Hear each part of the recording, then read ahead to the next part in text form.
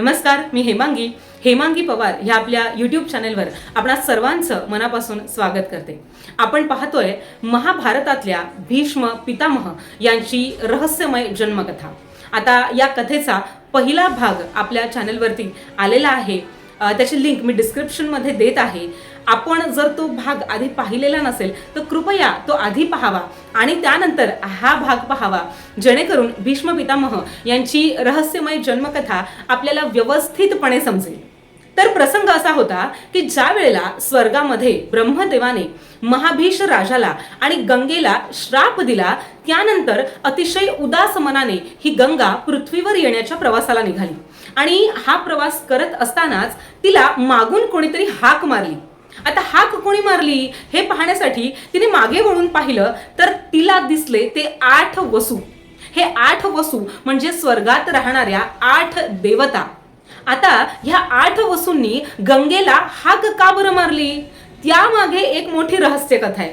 ती अशी की हे 8 वसू एकदा भ्रमंती करत असताना त्यांना वशिष्ठ ऋषींची कामधेनू गाय दिसली आणि या 8 वसूंपैकी एक जो वसू होता त्या वसूच्या पत्नीला ही गाय प्रचंड आवडली। म्हणजे तिला त्या गायीचा मोह उत्पन्न झाला आणि ती गाय कायम आपल्याकडे असावी असं तिला वाटू लागलं। मग तिच्या पतीने म्हणजेच त्या वसूने काय केलं तर आपल्या 7 भावंडांना एकत्र केलं आणि हे 8 जण मिळून या वशिष्ठ ऋषींच्या आश्रमात त्यांची कामधेनू गाय चोरण्यासाठी निघाले। आता त्यांनी जेव्हा ती गाय चोरली तेव्हा ती गाय जोरात हंबरली आणि तिचा तो आवाज वशिष्ठ ऋषींच्या कानी पडला। आता तिचा आवाज ऐकू आल्यावर हे ऋषी तात्काळ त्या ठिकाणी आले आणि त्यांनी हे दृश्य पाहिलं की स्वर्गातले हे 8 देव माझी कामधेनू गाय चोरतायत, चोरी करतायत। आणि असा हा सगळा प्रसंग, असं हे सगळं दृश्य पाहून वशिष्ठ ऋषींचा राग हा शिगेला पोहोचला। ते संतापले आणि त्यांनी रागाच्या भरात या 8 वसूंना श्राप दिला। श्राप असा दिला की तुम्ही पृथ्वीवर जाल, तुमचं पतन होईल, कारण स्वर्गात राहण्याची पात्रता आता तुम्ही गमावलेली आहे। आणि असा हा श्राप मिळाल्यामुळे हे 8 वसू सुद्धा पृथ्वीवर येण्याच्या प्रवासाला निघाले होते।